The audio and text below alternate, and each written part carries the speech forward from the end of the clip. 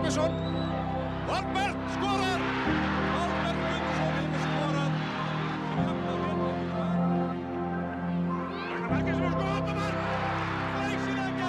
Óskar Rafn á móti Bjarna. Og Bjarni með góða sendingu fyrir og það aftur Ingólfsson.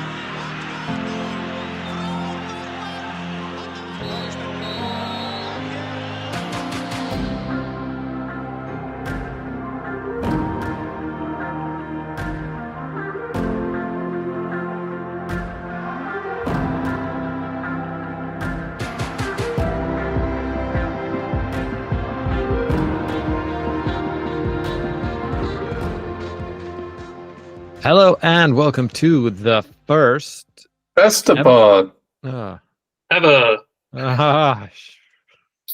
Yes, the first post-season episode of this season, also perhaps ever. For I don't think this has ever happened before. No, right? Nice. So welcome to that. For those of you who are just joining us, Cowett did not get relegated. Thanks for the reminder.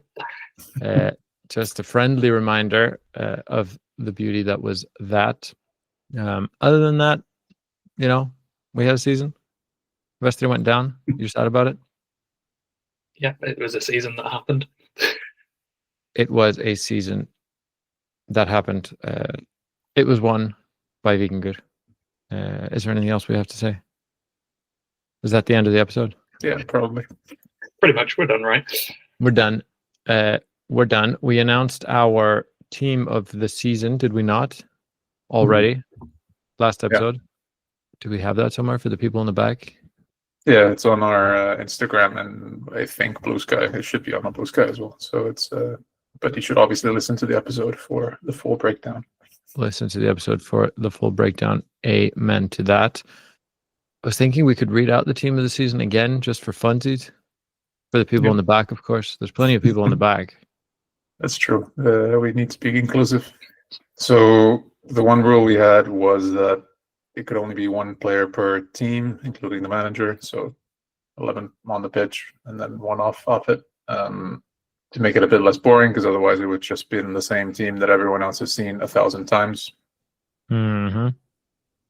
So goal, Sabitowski for DBVF, had a great season.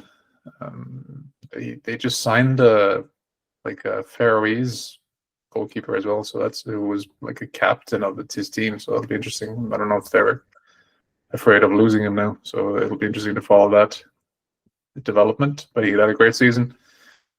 Defense: Oliver Ekroth from Víkingur, Guðmundur Kristjáns from Stjarnan, and Valkers from Breiðablik, and Rúnar Már from IA. All you could very easily argue all standout performers for their teams. Rúnar Már dropping into defense was one of the catalysts of them staying up. Valkir, one of the bright spots of Breiðablik. Guðmundur still playing somehow for Stjarnan, even though I'm pretty sure that he was let go from Coward because he was too old. That was like 20 years ago. And then Ekroth is just one of the best defenders in the league, if not the best. Midfield, which is where this team goes into full Oscar up attack mode. Fata is the only one sitting back from Vestri, trying to keep it all together with Ragnar Snær from Afturelding and Vestri on the wings, not thinking about defense even slightly. And then in attack, Hallgeir Ómar, Sigurður Bjartur, and Patrik Pedersen from Kawa, FH, and Valur, respectively. And as we forgot to say on the episode, who's the manager? Did we already say it? No. Hopefully we said it, but yeah, and then manager Rúnar Kristjáns from Fram. So we famously didn't say it in the episode. I had to add it in post, but I was wondering if I missed you saying it just now. Yeah, shout out. Nice. It's a bit of a shame giving Fram only a manager position. They had a lot of people on the pitch who deserved a place, but you can very much also argue that Rúnar deserves the place off it. Having turned Fram into a pretty solid mid-table team, upper mid-table. Amen to that. So that's our team of the season. What we have in front of us here are some statistics. to either, I guess, back up or knack up that list of ours. Most tackles, I guess, most successful tackles. I assume they're not counting unsuccessful tackles. Is Bjartur Bjarmi Barkarsson. What a name. Triple B, as we've always called him, with 74. That's 14 ahead of Fatay at Vestri on 60. A three-way tie there for second place for 60. Marko Vardic and Jon Gisli Eyland Gislason, both for IA, completing that three-way tie. He wasn't in our team. Bjartur wasn't in our team. No, he was not. Maybe this is also unsuccessful tackles as well. Maybe that's why he wasn't in the team. Exactly. And also to take into account that Fatay missed 6 or 7 games at the end of the season following injury. So 6 or 7 games, that's easily 14 tackles. That's like 2 tackles per game. That's easy. Come on, man. Interestingly, I think he let Marko Vardic go now. So that's that might be a bigger loss than, didn't they? Or have I misremembered that? They have let him go, yeah. Yeah, so it's either a juicy transfer bite, as they call it in Icelandic, ready to be picked up, or a big hole in the IA team, but we'll see. But we have we have Fatay, and we had Valur, who was in 5th place, so we have a few people. We have a decent number of tackles in us, so we'll be all right. And most chances created, number 1, Hallgrímur Mar. So we're tackling, we're creating chances, we're good. We have a few people there in the team on that list. Aron Sig, obviously, there as well, on 47 in 6th place. This Jon Gisli for IA is on 45 chances created, and so he's in 8th place for chances created, and he's in joint 2nd for most tackles. There's a Rodri of sorts. What an incredible player, statistically speaking. Yeah, he's a very good player. He definitely could have gotten on this team as well. It's always with this team you need to figure out where to put people. But yeah, he's a very good player. Sigurður Bjartur was on our team. He's joined 2nd place for most blown chances, or like dauðafæri, like sitters that he's missed on 14. Only beaten by Viktor Jonsson, IA, on 23. 23. Yeah, that's. He needs to take several seats. Clearly, this guy. Nearly missing 1 big chance per game. Yeah, that's not a stat you want to have. Like, you're underperforming your XG by 1, sort of by default. But Sigurður Bjartur also said that I think he said that he was basically shooting from anywhere towards the end of the season to try to catch up with Pedersen. So maybe he was a little too trigger happy. Towards the end there. I guess. I mean, this sort of list is always going to be overrepresented by people who get a lot of chances, unless there's someone out there just getting loads of great chances and missing every single, getting very few, like 15 to 20 per season, but missing every single one, which I hope is not the case.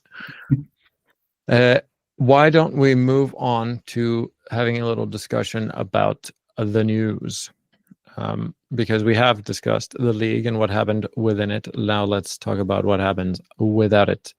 Some of the big signings that have been confirmed, perhaps, like Gisli Eyjolfs to IA. Yeah, that was a bit of a bombshell. I mean, he's been linked to IA.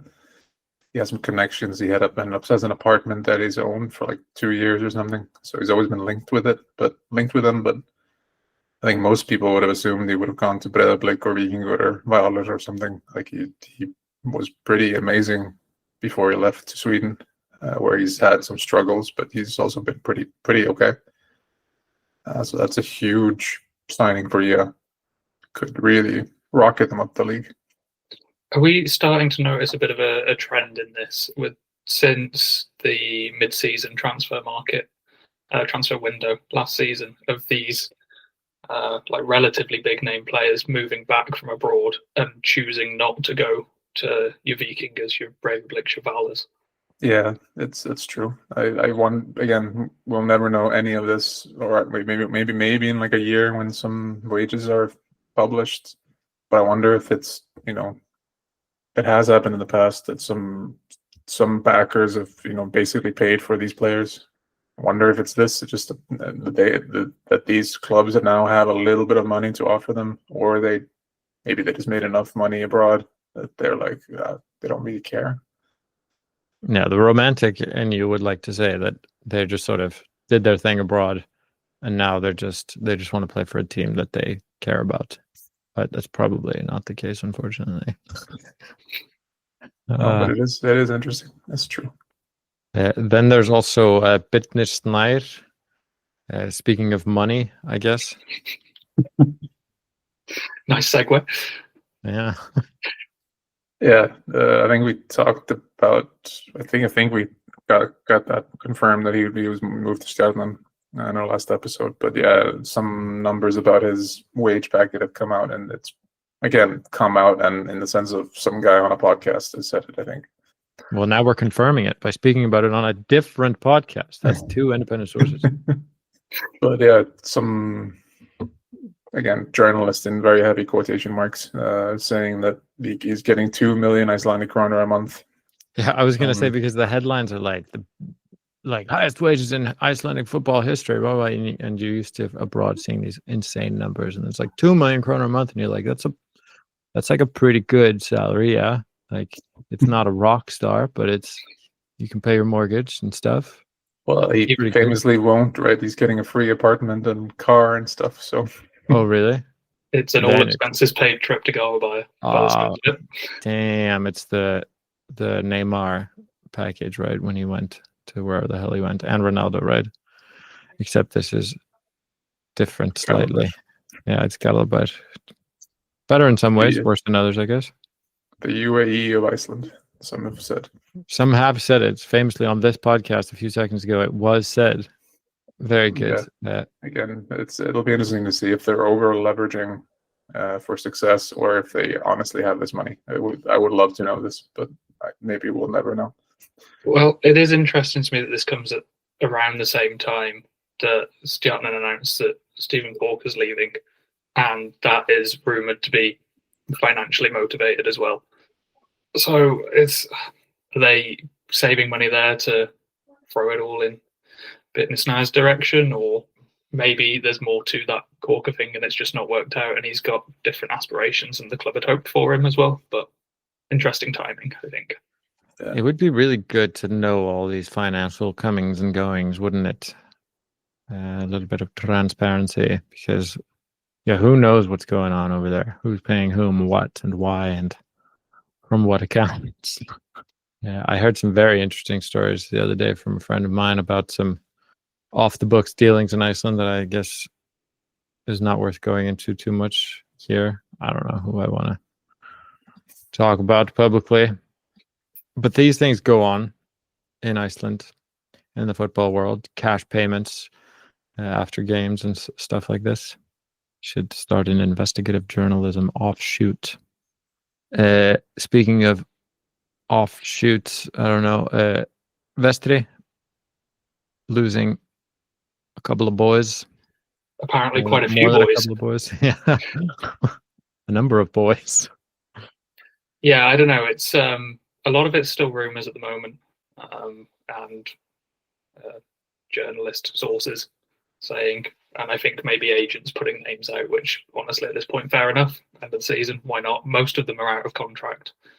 So there's been a few that have re-signed at Vestri so far that I probably didn't expect to stay, which has been nice from a personal point of view, but I'm not surprised to see a number of players leaving. And I think we've seen Diego Montiel's got his move to Akureyri and Kawa.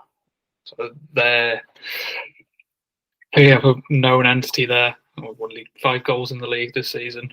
And as we mentioned, I think it was the last podcast at the end of the season, a bit of maybe the dark arts of the game as well, which you love to see. Well, you love to see when he's on your side. But yeah, a few today, especially, there's been the article the time of recording of Jeppe Pedersen wanting to remain in Iceland. So I think it's possibly going to become like a worst kept secret that's a Valur link in the making. Yeah, I would assume they're looking at him, but yeah, they have a new manager now and stuff. So let's see what sort of ideas he has and how much influence he has over these signings. They haven't really done much. If we just quickly talk about Valur, they haven't really done much since appointing Hermann.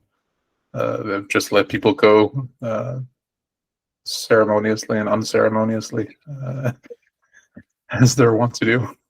But yeah, I mean, Vestri, like you've said so many times before, it's hard to know with them. We were talking, I think we were talking like a few weeks before this season started, that are they going to be able to field a team? Because everyone had kind of just, like, nobody had signed deals and they weren't sure who was going to be there. And then all of a sudden everyone signed and everything was fine and they were, top of the league and winning trophies. So it's hard, and it's going to be even harder now in the first divisions to get a team going. New manager and everything. Yeah, but they got that Kers's money unofficially. Front of shirt sponsor officially. Yeah, but I'm sure there's a little more than, I don't know. Are there even numbers on what the shirt sponsorships are worth? Can you see that somewhere? Maybe. I don't think I've ever seen anything from any club. No, I don't know. I'm sure you can dig this up in Kers's financial statements, right? Like, oh, maybe not. Yeah, you should be able to. I mean, some clubs do publish like financial records, and then they say like that's the only time you ever get these things on the record, because they sometimes announce, like, I mean, they say, they don't break it down. They say we made this much money from sponsorships, this much money from tournaments and whatever. But then you sometimes see like we had to pay X amount of millions to something, and then you realize, okay, that's how much this player costs. We'll see how things go for them. We'll keep an eye on them, see if they can yo-yo. Do we believe in the yo-yo? If we say yes, they won't happen. Don't put me in this position. Speaking of yo-yos and those who won't have to, Coward. Some stuff going on there. Matthias Prest leaving, or having left, one might say. Yeah, it's maybe less movement than people would have predicted, but I think things are starting to move a little bit now. Matthias Prest left, he's going back to Denmark, and then just yesterday, I think Atle announced that he's leaving, going most likely to Thor, and he's moving back to Akureyri. I would assume he plays. I mean, he's a Thor boy, as far as I remember. So I would imagine he's going to join them for their little adventure. And he's 34. I kind of refuse to believe that he's 34. He's like older or younger? I thought he was younger. But also he's been around for a long time. I feel like I don't know, something. He's a youthful boy.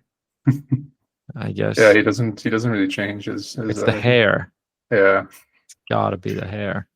But I mean, he was best friends with Gary Martin back in the day. I think those two were the jokers in Covenant back in the day. So that's and he's, what a guy. There's only one Gary Martin, famously.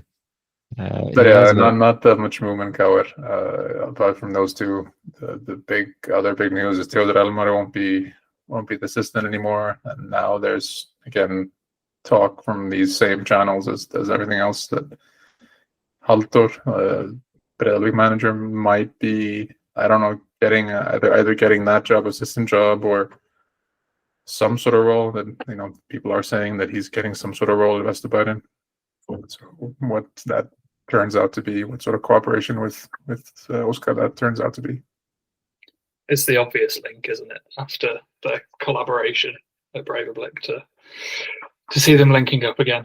But I guess it's just, like you say, in what capacity that happens. Are we relatively happy about Theodor Elmar leaving? Maybe. I don't know. It feels harsh to say we're happy about him leaving, but we did talk about us sort of not seeing exactly what it was that he was bringing to the table. Yeah, it's hard with assistants unless they're very vocal, like Haldor was with Breiðablik, and others. Like it's assistant managers don't talk very much, or like they're not very. I think it's relatively new that we're actually hearing from assistant managers. Usually, it's very just like they stand in when the managers are suspended, or yeah, they don't really hear that much from them until they take over another club.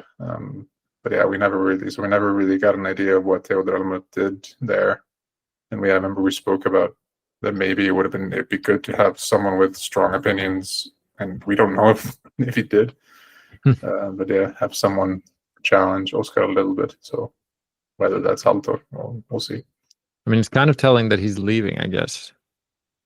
But there must be a reason for him leaving, right? And I'm not saying because he was bad, but maybe it's because, I don't know, let's wildly speculate.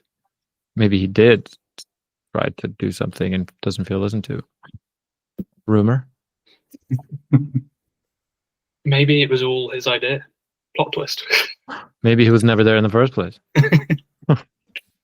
He said that he needs a break from football. We'll see. Yeah, fair. I mean, you've been. I think it is hard when you've been playing for so long, and also like professional football is not like not that playing in Iceland is nothing, but when you've had a career like him, who's playing abroad, playing in Turkey, playing in all these like crazy countries, yeah, it's been your life for the last how many years, 16 years or whatever, 20 years. Yeah. So you can imagine wanting to take a break. Did you mention Julius Mar maybe leaving? Yeah, that's one of the rumors that Julius Mar is as a persona non grata at KR, and that relationship with him and Oscar is broken. He's being very heavily linked with Valur and Breiðablik, and especially with Amir leaving and Breiðablik, he's being very heavily linked there. And Valur have had a bid rejected, so teams are looking at him, and then we'll see if KR want to let him go. Him and Haldor were like the two guys from Fjölnir that I think their idea was to sell them for a lot of money. So, and he's had some interest from abroad. So I think ideally they want to sell him abroad for a lot of money, but maybe didn't have the season that they were hoping for. Well, the rumored asking price that I've seen in the speculative articles has been pretty hefty, like along the same lines as some of the like record-breaking transfers last season that we saw. Yeah, that's true. No, he would definitely sell him for a decent amount of money, but he was also bought for a decent amount of money as well. I think it's been said that there's some sort of sell-on clause for Fjölnir. Yeah, they need to sell him for a decent chunk of money for them to make any money on that investment. Is there a dent in that asking price though, given the defensive frailties of the past 12 months? That's what I sort of wanted to say, but I don't want to. He's only 21, and I don't want to talk too badly about a man. But like, I picked him out as the standout player that I wanted least in the team when I saw them play on many occasions. So it kind of baffles me. I mean, they bought him for 7.5 million Icelandic kroner, they say, and then apparently Oscar wants like 15 million to sell him, which is double. I just don't necessarily see why you would do that, unless maybe you think he's going to develop more. He looks like a center back, and he moves like a center back. That's kind of it to me. And it's not really enough. You also have to play like a center back. But not even on an individual level, though. I struggle to see how, as a collective, you could look at paying that sort of price tag for anyone out of. They were the worst defense in the league in the end. Yeah, so, it is one thing, when a team does badly, and yet you sort of pick out a gem, for example. But it's weird when a team does badly for one specific reason, and then you're taking from the pool of players who are, clearly underperforming. I agree with you there. Yeah, I mean, what I think maybe like it could be this is colored by the fact that Iceland hasn't really produced a lot of center backs lately. So when someone comes through, young and is taking responsibility and is loud and maybe looks the part, there's a risk that he's being overhyped in Iceland, and then because we had this with Finnur Thomas, like he came through and looked great as a teenager, and then went abroad for whatever reason, just really didn't work out, and it's happened for a few of these center backs. So I don't know, maybe that could also be that there is this overhyping that he just looks like by far the best Icelandic young center back, but maybe not the deepest pool at the moment. But I mean, I would sell him for 15 million. I think maybe I'll eat my words later. Maybe he's going to develop and become fantastic. I mean, I hope so. But like, if you had asked me, like, oh, do you want a huge transfer fee for this player? I've always said yes. But at least hopefully they get some sort of a sell on clause or something. So like if he comes, if he then goes to Real Madrid, yeah, exactly, for 100 million euros. It would just be very typical Kawa to. They're finally just trying to, like, because they haven't really sold off that many players abroad. They've been, getting in more like getting in foreign players or getting in older players or something like that, and then retire. So this was kind of a breaking of the pattern for them to bring in young players who specifically like Halldór and Julius were like meant to just as a pit stop and then go. So it would be quite a shame if he went to then Breiðablik and did fantastically, and then it got sold to for like 50 million is maybe a stretch, but so hopefully they have some sort of a sell-on thing in it, but it's not happened yet. Well, let's see. If we move on to Valur, you hinted at Valur throwing away their discarded players. Yeah. Again, another pretty badly kept secret. I don't know that one. It's a joke from like our first season of the podcast. So wonder how many people get that. His contract was mutually terminated. I think that was pretty obvious. Like I mean, he's 35 as well, but he just hasn't, especially in the last few years. There's been a lot of criticism and hasn't been playing maybe in the positions, like when they had a lot of injuries up front, they didn't really trust him as much to play up front anymore, and he's being played as a midfielder, and it's not really working maybe that much. So with a new manager, I think it made sense. But yeah, the statements in this club, like, I mean, he's been there for a while.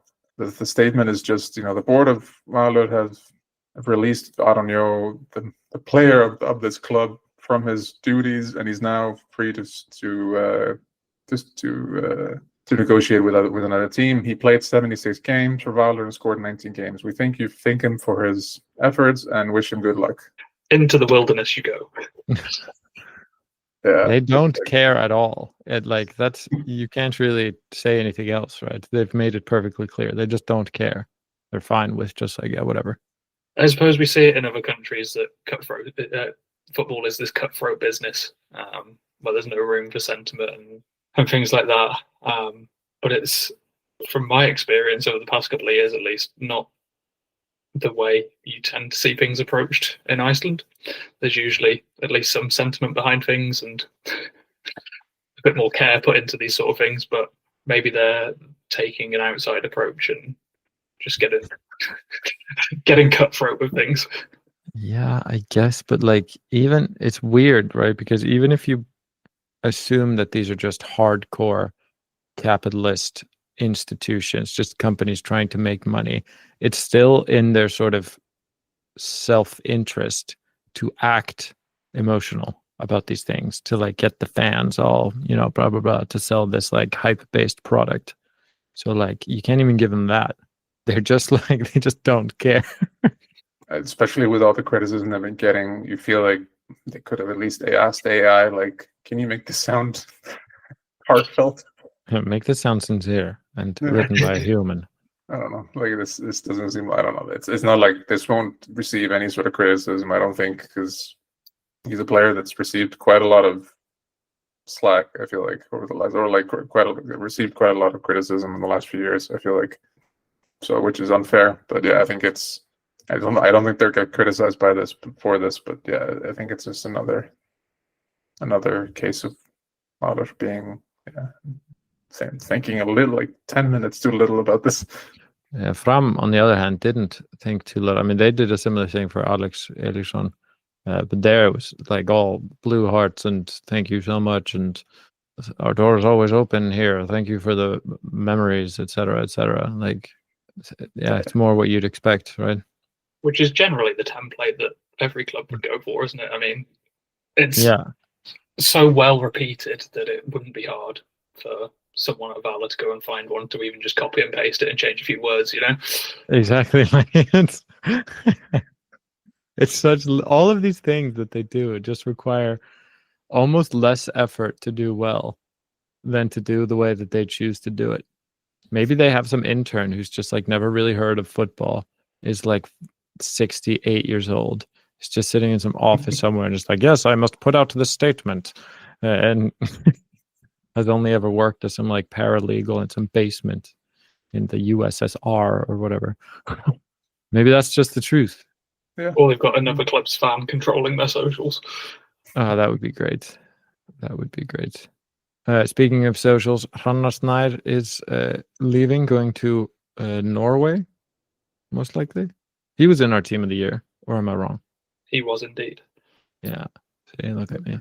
Yeah, I mean, he's definitely one of the people that I don't think there's any chance of him staying there. And after that, I think next season, he's one of the best players in the league and still relatively young. And I mean, maybe he ends up more in Breiðablik or Víkingur or something. But yeah, there is interest abroad, so it would be nice to see. It's always nice to see players going for the bigger move.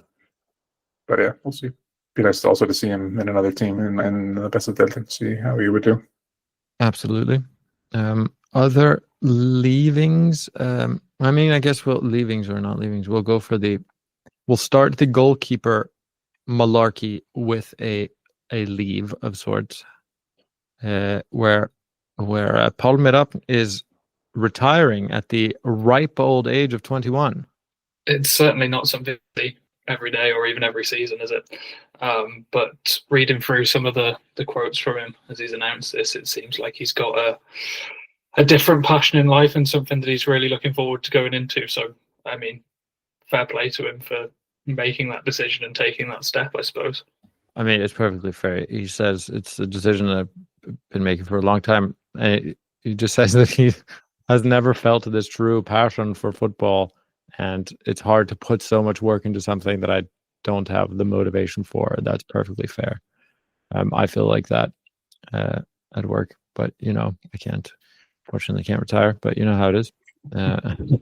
So, well done to him. I wonder how many people feel like this and just do it anyway. I mean, I would say almost everyone, right? He just happens to be in such a passion-based work. I mean more football, like the football. And I think there has to be. I mean, I think there is always this thing, and there's always this outrage when someone comes out with a statement like this, and in bigger leagues, that I don't really watch football, I don't really care, and then it's like, oh, but so many people would love to be in your shoes, and it's like, yeah, but you're just you also just, it's also just a job. Like, you might be really good at it, but at some point maybe you liked it, but why someone wants to be in their shoes, sure, but why does that also have to entail watching football in the evenings? What? Yeah, I think Ben White at Arsenal was the famous one semi-recently, wasn't he, who said something similar. Well, you can tell he doesn't look like he enjoys football, that guy. Wasn't it Asuekado as well or something? Wasn't it him? So. Yeah. Just said he didn't really care. Never knew any when people were asking him, oh, did you hear about this score or whatever? And he just never knew what the hell they were talking about. Didn't really know where they were in the league sometimes or something. Ridiculous. That's crazy. You got to know at least what you're doing here. Yeah, but then you think about non-football world, and there's so many people who have no idea what position in the league they are in. So that has to also extend to football. I mean, yeah, word. That's true. I mean, it's also, it changes every week, man. You can't keep up. Yeah, exactly. Especially if you're sort of mid-table knocking about somewhere on my 13th, 14th, 15th. Come on, man. I don't know. The goalkeeping sitch, we say Víkingur had an offer rejected for Viktor Freyr. After, I mean, they were looking for a new keeper. Obviously, we just brought it up. They brought in Aron Snær instead. There was a game when they were either playing Víkingur and Fram were either playing each other, or like I watched Víkingur and Fram at the same weekend, and Paul Mirab and Victor Frey were playing. So I don't remember if they were playing each other or I just watched them play very close to each other. And I just remember thinking, Victor Frey is the keeper they should be looking at. Like, not that Palmi was terrible or anything like that. He had some really nice moments, but I just think Victor Frey is like, I was actually kind of surprised that he's older than I thought he was. I thought he was like 21 or like at most, but he's a little bit older. But I mean, for goalkeepers, he's not definitely not old. No. And he's probably expensive as well. So if they're just doing a backup situation, then Aron Snær is very good. Was it Kauer? Was it Breiðablik? Was it Njarðvík now? And most recently, so very, very suitable backup goalkeeper. But I mean, they have a keeper has gotten injured in the last few seasons. So they do need someone. I mean, they must trust Aron. Like, it's a 2-year deal, so they must trust him to play a few games, because Palme was playing a few games over the last few seasons. So yeah, if I was Víkingur, I would have, with all the European money, I would have gone for Victor Frey and then set up some sort of succession planning for him to become number one in the next few months. To be honest, I think Victor Frey is amazing. Well, I mean, they tried. So who knows what they offered for him and what was rejected. Then there's the FH situation. Jökull Andrésson went to FH from Afturelding, and Mattias Rosenøren left FH. This one's interesting to me, because we've had this narrative last season of certain sections at FH not thinking that Mattias was the most reliable goalkeeper necessarily. And there was also a similar narrative around Jökull. And is there a case here of you're replacing one goalkeeper, that the tendency to apparently disappoint your fans with one that has also been fairly well publicised as having a tendency to make a mistake here and there? Yeah, I mean, they even said in I don't remember if it was the announcement or something, like comparing the two goalkeepers and saying that Jökull is definitely not what someone like basically saying that Mattias is better with his feet than Jökull. But then hinting a little bit that Jökull might be better as a shot stopper. Yeah, I sort of agree. I think he came in and he did pretty well with Afturelding, but it's always really hard to tell with a team like that were just. He also didn't. I think I don't know that. I think there is a certain. I would agree. There's a certain level of disappointment. Coming from England, where he's playing okay in the lower divisions, and I think people maybe expect that he would come in as a superhero and save them. But yeah, I don't know. It's definitely interesting. I agree, and I hope Mattias gets a club that appreciates him, because he's had a rough going of it lately. It was a Keflavík, I think, where he did really well, and then went to Stjarnan, where he sort of in and out of the team a little bit, and then went to FH, where it was hopefully this was meant to be, his forever home, and after 1 year, it's goodbye. So and I don't think he's done anything wrong particularly. He's maybe not had the best season in the world, but yeah, I don't think he deserves all this criticism that is heading his way. And he's now, I believe, being linked with Njarðvík. Yeah, I mean, that whole Njarðvík Háká thing down there is very interesting. There's a lot of movement in those two teams, so it could be a nice move for him. I guess stay tuned, and the follow-up post-season episode will keep you updated. No, speaking of undue criticism, but last year, or what? I don't know. Something about criticism and something about doing better. Blah blah blah. Guy Smith, maybe going to Stabæk in Norway. Yeah, he's being linked with, again. I would love to see him not leave Iceland, but I would love to see him, get a big move and do really well. Yeah. Somewhere and get the recognition I think he deserves. I think he definitely gets maligned much more than he deserves. Even when he does quite well, he doesn't really get the credit he deserves. Yeah, I feel like. I mean, it was mainly this season at Coed, I guess, where he truly copped a lot of criticism. Yeah, also at Valur as well when he was there. Oh, yeah. Yeah, I think he certainly, based on what we saw, particularly, I suppose not last season, now the season before when he was at Coed, that he's had a sort of redemption arc this year. And it did, towards the end of the season, start to go under the radar. I know at the start of the season, he was getting a lot of praise.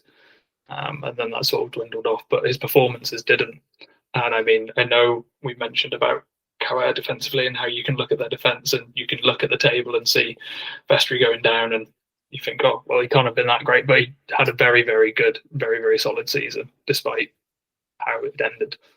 Yeah, I mean, we're happy for the guy. If he can make it in Norway, he can make it anywhere. He's only 29. This goalkeeper, he can go for another 30 years, you know? That's how that goes. Keflavik, a couple of people linked with them so as our final transfer chat, which if we want to take an interesting side point for you foreigners, Adolf Dade from Stjarnan is being linked with Keflavik, and I think Iceland is the only country that I've come across in my travels where Adolf is a relatively commonly used name. It was sort of largely retired in the 40s for reasons we won't go into, but it's going strong in Iceland. People don't really associate. So for those of you not in the know, now you know. Yeah, this podcast might have now been banned in a few countries by us talking about this. It wasn't even bad. But in any case, Adolf, the 21-year-old, no relation. not born before. It's not that they had sort of an excuse. But in any case, he's linked to Keflavik, having not really gotten so much game time at Stjarnan. And then another Stjarnan player, Baldur Logi, joined Keflavik. And it's kind of a depressing, if you see the picture, I mean, I don't want to say depressing, but like the sort of his signing photo, it's sort of, you know, it's him holding up like a Keflavik scarf, looking all proud. And you can sort of see it that if it was like him at the Etihad or whatever, it'd be super cool. But it's just like, it's kind of a dreary looking photo behind him. The backdrop's not that cool. It's sort of like askew, the photo, and it's a very small stand and everything. It like it's just artsy. It is artsy in a way, and it's sort of quaint, I guess. It's sort of that's the thing. It's this very sort of powerful juxtaposition of this sort of like, look at me and in my greatness, I stand before you, tremble, mixed with this very sort of low fear factor surroundings.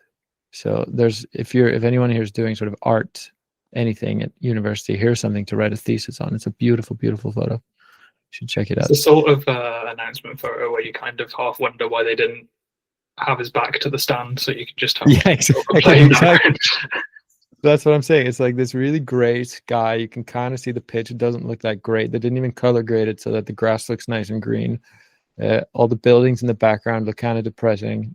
Like the whole thing is just like, you could have done better here, but you chose not to, and I respect that. It is hard to make Keflavik look intimidating. I guess. I mean, yeah, but perhaps he will make them intimidating. 2-year contract. Let's see how he does. I mean, there's a crazy story about Keflavik. They're being linked with Arnór Ingvi Traustason and Elias Már Ómarsson, like two, albeit people in their 30s, but you know, Arnór Ingvi is a current Icelandic international, and Elias Már is playing in China. Talking about money. I mean, yeah, didn't Arnór Ingvi score in the famous Euros? I think so, right? So like he's a legend. He scored against Austria, I think. But he might be getting relegated with no shipping in Sweden, and Elias Már also got relegated in China. So I guess they want some people with relegation experience to prepare them for the. I know. I mean, that would be insane if they got even one of those guys. Yeah, I am right. He scored the winning goal in the 2-1 victory over Austria. God, I'm good. So, I mean, to get a player like that. Wasn't it set up by Theodor Almar, or was it? Maybe. It was that goal that where he's sort of chasing it, right? And then he kind of prods it in. at the end. He's one-on-one with some Yeah. defender guy, both going for it. It's a good goal. I think it was like either Theodor Elmar or Becky Bjarnason that set it up. I think it was Theodor. Small world, eh? Small world. Good luck to them, I guess. I suppose we'll see. See how we'll predict how they'll do at the start of next season. It's too early for that. Managers, this is what we came here for. All the people in the back that are starting to leave, thinking we're never going to talk about this. We're here now. FO have announced their new manager. Finally, Best And it's name still. Loye Olafsson. it is not. Yeah, that's Sam Allardyce. I mean, they did. It was. I think it's kind of funny. Like they did the announcement. Basically, everyone knew who it was, and we'll announce it in like 2 seconds. But then like they put it like some guy, like a person came out with like something on top of his head or something, like a cloak. They pulled off the cloak and it was Loye. And then he said he was disappointed with the reception, so he resigned. And then Very good. they appointed a new manager, who will be referred to in many media. So you should prepare them as Joey Kalli, Johannes Kalli. Yeah. And if you look at his signing photo, interestingly enough, it's very similar. If we just want to, it's very similar, but they did it correctly. So it's also taken at this sort of angle. It's also taken from the stands looking at the pitch, but they only frame a tiny portion of the pitch. It looks nice and green.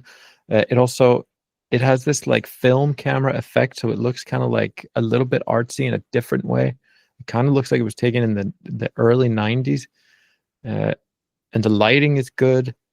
And they've gone very, very artsy, and they've given both him and his assistant the same jumper. It's great. Wonderful. So like there's a sort of an interesting thesis to be written about these various photos. You should check them out, but it's wonderful to compare and contrast. We should post them on our SoMe. That's how I say social media. So that people can discuss them and do we'll do a poll. You have to do a poll of who wore it better, and these two photos. It's got to be. But in any case, Johannes Kalli has been confirmed as the FO manager, and ambitiously says that they're going to compete for titles within a few years. Yeah, well, they've given him a 4-year contract, right? So they've certainly put a lot of faith in him, and he's talking about this master plan, for want of a better word, of how they're going to approach everything now, and style of plays and players they're going to target. So they're going to need to give him time if they want to implement all of this.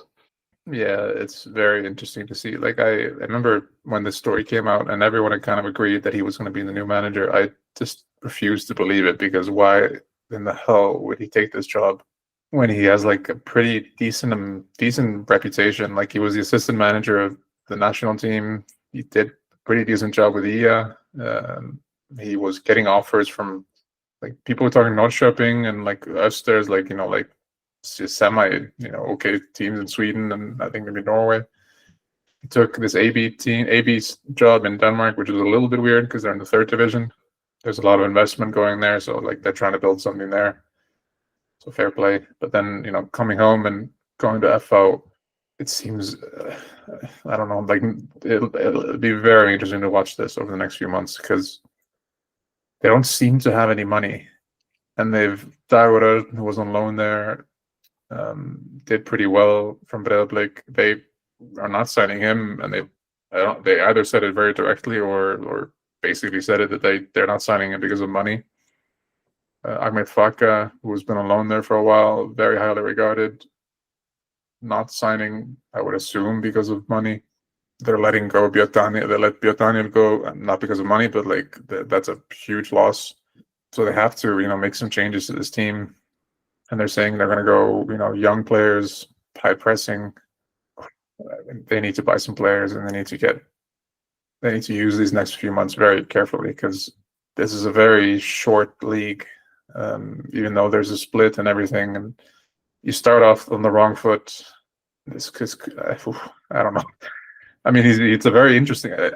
Like as from an FO perspective, it's a super interesting. If I was an FO fan, I'd be super happy with this appointment. Like he's a very interesting coach. Like a lot of street cred, and I mean I don't know enough about him other than just his time at IA and some talk here in Denmark about him. But so it's very interesting from that point of view. It's very hard to know why he's taken this job and not waited, not gone for Valur or Breiðablik was right there, and all these different jobs, slightly bigger.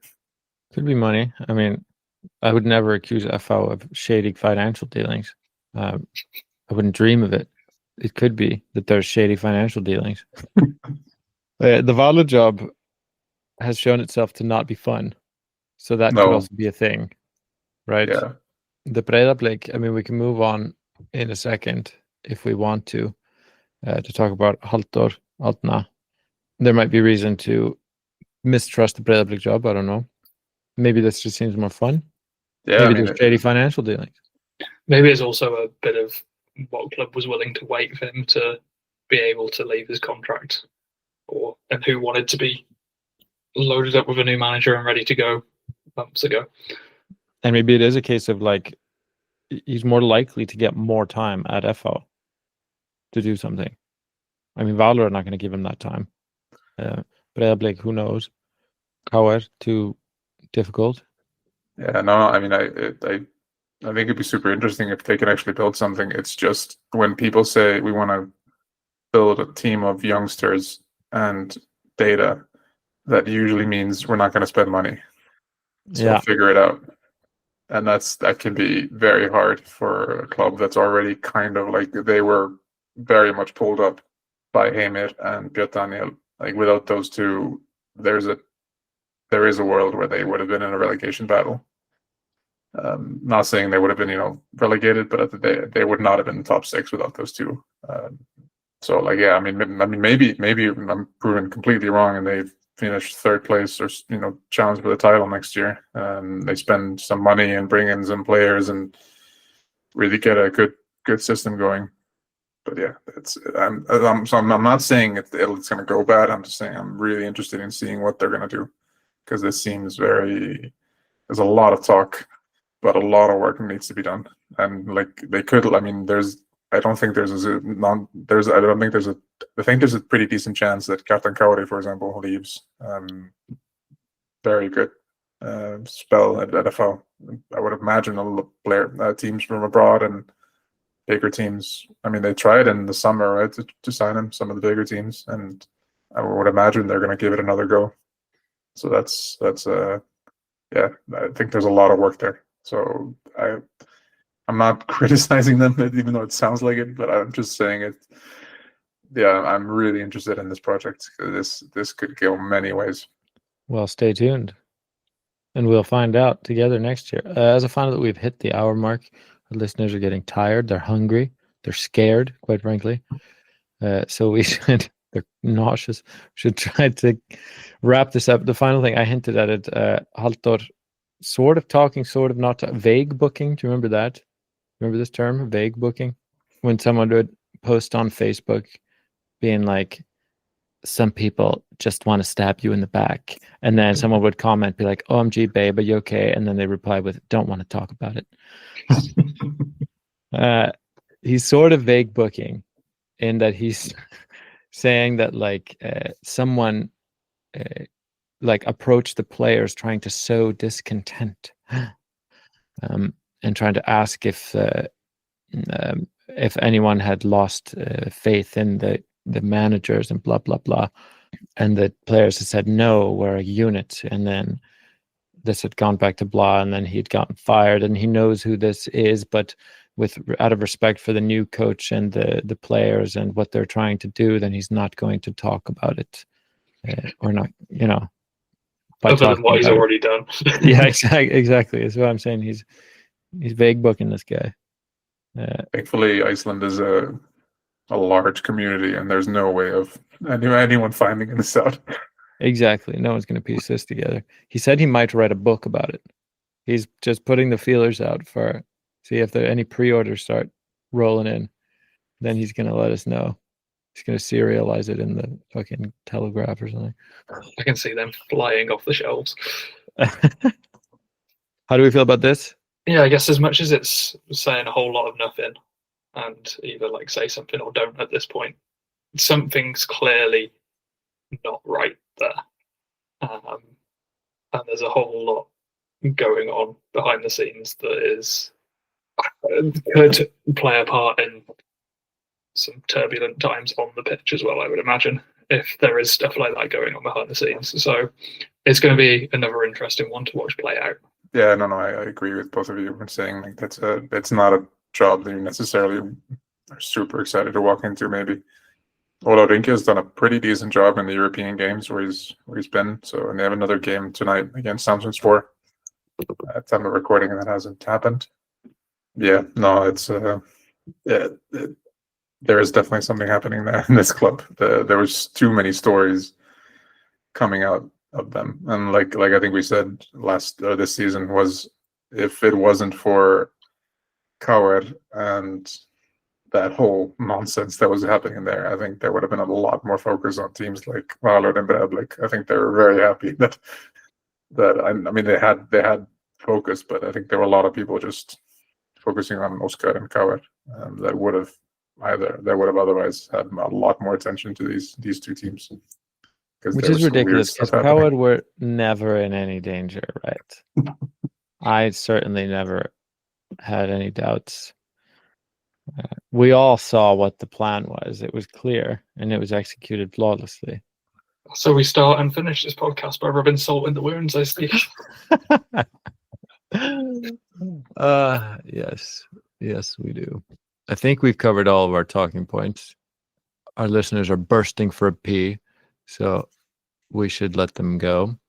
But we'll see you again before the start of the new season with some transfer wheelings and dealings. Oh, was it Harry Redknapp? I'm not a fucking wheeler dealer, mate. Have you seen that? Yeah. Oh, it's so good. What a surefire way to make people think you're a fucking wheeler dealer. At the window of your car. Exactly. So all these wheelings and dealings will be covered in the future by us. The socials are: Instagram is at Best English. That's right.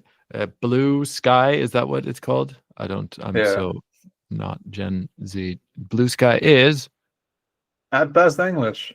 Boom. There you have it.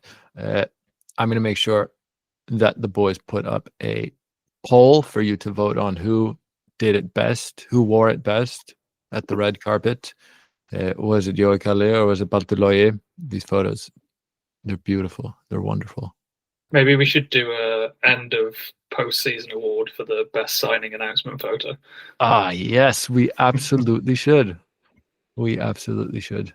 I'm going to, right now in the document, I'm going to say signing photos contest. This is live, dear listeners. This is how we operate here. That's one. That's two. That's two in contention.